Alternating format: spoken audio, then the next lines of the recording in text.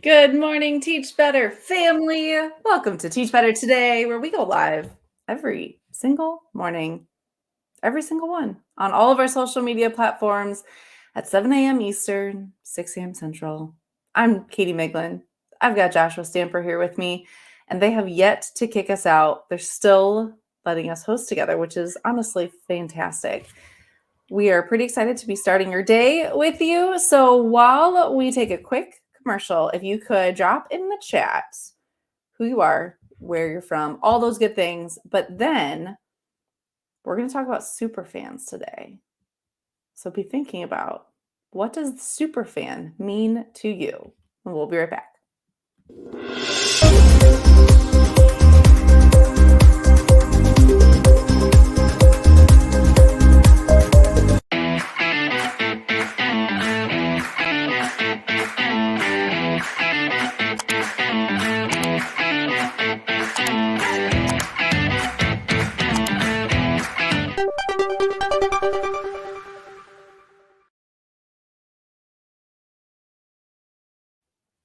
Good morning. Good morning. Welcome, Teach Better family, community, people, or just anyone who randomly stumbled upon our podcast. We're happy you were with us today on Teach Better Today. I'm Katie Miglin. Josh, how are you? Awesome. Super awesome. And I just was laughing because is someone absent or not understanding that we're live together so much lately? Maybe they haven't looked at the lineup and they I haven't guess not. seen it's us. I'm fine with it. Trust Me me, too. because any morning with Katie Mingland is a good morning. So I'm excellent right now. I'm just waiting for someone to tell me that it's not allowed. Right. I'm like waiting to look at my calendar and someone go, no thanks. That's not going to work for me. But nobody has. So here we are. Again, we are excited to continue on this week with you. We have had some great conversations in the past, and we're going to continue today. But Josh, when I said, what do you want to talk about today? You immediately said, let's talk about superfans, which is like fun, but also like I didn't expect that as your response. So, Josh, what are you a super fan of?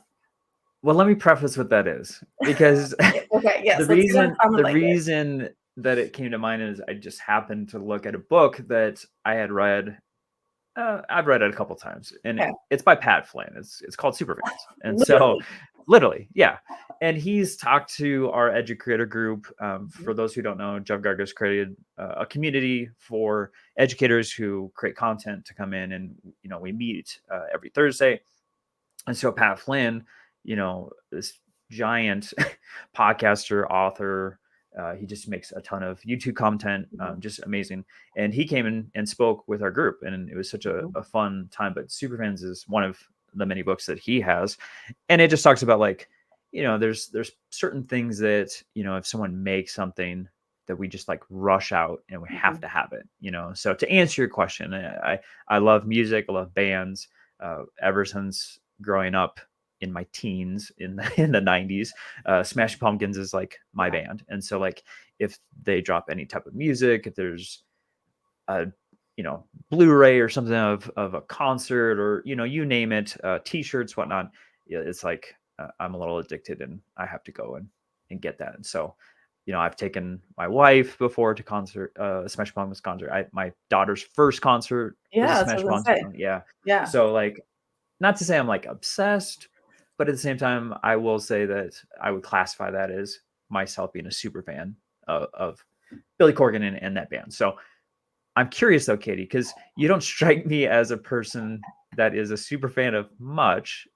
I'm not. I mean, I guess who would say that I'm a fan of something, but there's not a lot that I could say like the same level where I'm like avid gonna go to that concert, or if an author puts it out, I have to go buy that book. Like, I don't know. That's just not like my personality a ton. I know that shocks you. We're learning so much about Katie Miglin in these last couple episodes. Because there's a lot to unfold there. But when you said like, is there something or someone that like when they create something that I get excited about, and this is going to sound super nerdy, and I've had to take a little bit of a hiatus from it because of being pregnant, but I have a Peloton instructor that I like love, and I love like following her on social media. If anyone is a Peloton person, Jess Sims, she was an educator and then was a principal and then turned an instructor. And so it like there's so many like teacher moments she has in her workouts that I'm like, oh, I can relate to you because like, you know, she like talks the world of education. So like if I had to pick something that I would like, I guess geek out over, like she's been doing college game days for those of you who have no idea what I'm talking about, but she does college game days.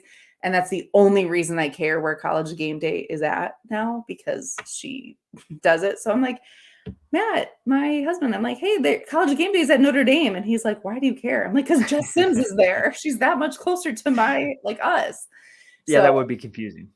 Right. As to why you'd be interested in that. Right, because I couldn't tell you anything about the football game that will be happening, but I could tell you what she's going to be wearing and what she's doing in the area. So there's not even like a podcast that you listen to religiously or an Instagram not like influencer or nothing that like draws me. Like if I am listening to a podcast and I need something, I will lean on the same like couple, like Crime Junkie or something, but nothing that it's like, oh, a new episode's out, I have to watch it. Like I don't have that. Okay, you open something here. I just need to not let it slide, but you do enjoy crime and mystery true. and And murder. documentaries. Yeah. That's true. I do. But I think it's this level of like the need to I have to let go of the need to go to consume something. So whether it's a podcast, TV show, because I get stressed if I don't do it. So I have to let go of the like, oh, this book just came out, I have to go buy it because then I get stressed if I don't have the time to go get it. So like, do I get a lot of joy out of watching the documentaries and listening to these crime podcasts? Yes. But I've had to like detach the need. That makes sense. Am I making sense? Please help me in the comments, people. Am I a wackadoodle? Yes, but I just wanted to make sure that was out in the open so everyone understands. Yes. Sorry, everyone. This is just who I am. Accept me. Okay, but I also am interested, like, what if you're in the comments, put in, Yes. do you feel like you are a super fan of something? If so, what is it? What is it? And if you feel like you maybe aren't a huge super fan, why is that? Why do you think that is? Like, do you have Yeah. things that you enjoy? Like, obviously, we all have passions and like things that make us happy. But like I'm a super fan of like Chris Nolan. I have all of his movies. Like I go If to he the came out theater with a just new one, would you if go it's get it yes, immediately? I would definitely for sure. So like or we had talked about books. I mean, there's probably a lot of things that you can be super fan of. Right. That I'm not even thinking of. So I'm very curious in the comment section of what folks are going to reply in. Yeah. Makes me think. I might have to review more of my super fanhood. Yeah. Yeah. It sounds like you could be a super fan of a lot of things. Marvel movies. My kids too. Like me and my Admitting to a kids lot always of go. things. Yeah, that's a lot of pressure. It's not. It's just fun. Okay, let's keep thinking about this, but how can we take it to the classroom? That's my question to you. So we'll be right back.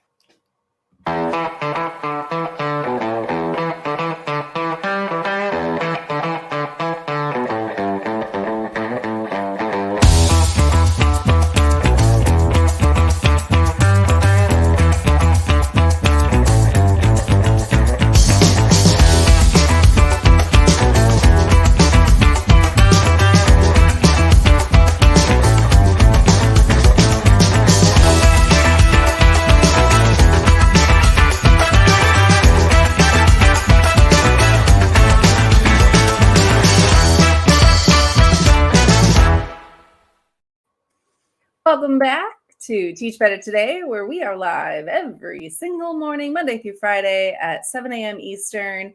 We have the pleasure of starting your day talking shop, giving hopefully some nuggets of knowledge or something. But if nothing else, we have a really good time. So thanks for joining us. We're happy to start your day. Hey, Josh. Hi. How are you doing, Katie? I'm good. So we've been talking this morning about superfans and how Josh is a big super fan of a lot of things. And I have a long list. yes, Josh is like, he can't narrow down his super fanning. Is that a word? I just made that up. And I might struggle a little bit to come up with a couple things that I'm a super fan of. So You struggled with one. I kind of came up with one. Okay, so, but we asked in the comments to put in, if you're just joining us, put in the comments what you're a super fan of, or if you are not, maybe you're more like me and not necessarily like have something you're a big fan of, but things that bring you joy. Why are you not like a super fan? And maybe why is it just something that brings you joy? Like, let's talk through that. But Josh, it got me kind of thinking, because we are an educational podcast and show. I wonder how many students, if we like put this as a question, like, what are you a super fan of? How many students would be able to come up with something using the same definition that you did? Because, like, when you first asked me, I obviously still don't have an answer, but like, I was thinking, like, oh, I have things that make me excited and I'm passionate about, but not necessarily like I'm going to drop everything to go do. Like, I wonder how many of our students would have that if they could control it. So, like, they could go out and get the movie or the book or whatever. It would be an interesting question. But then it also makes me think, how do we develop super fans of learning? Yeah, I know I think that's the goal, right? Is just learning in general as a blanket statement, because I think you always see those pictures of the kindergartners going on the first day of school and they're so excited, and then you see them a little bit later in life and they don't have that same excitement that they Yeah. did. And so it's like, what was lost, and why is there not that same joy and excitement that they had before? And Yeah. so as a teacher, like for myself, I was an elective teacher, so like kids signed up for my course, but I understood like sometimes they just took it because it was the only thing that wasn't as bad as the other options, Or like like, it fits or in their schedule or they thought, yeah, it fit, or they thought it was an easy class, or fill in the blank. And so my goal was never to be like, you all are going to be professional artists when you grow up. right. That wasn't the goal, and I was very transparent with my students about that. And I let them know, like, there's a variety of reasons why you're sitting here today. But my goal was, at least you can appreciate just the amount of work.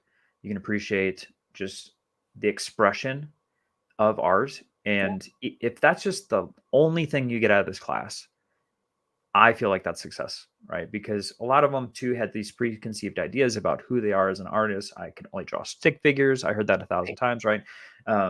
And that goes in with a lot of courses. Like, maybe someone comes in and thinks like, I'm not a very good reader, Right. and I don't enjoy that as a task. And so, maybe as an English teacher, it's, maybe trying to create super fans of just the love of reading and finding something that connects with a student. And then once they find that joy in with that author and how their writing style and the way that they tell stories, maybe that can unlock something so that they're, you know, falling in love with just the enjoyment of Like the escaping act of into, it. Yeah. yeah. And I think that there's a lot of things like history too.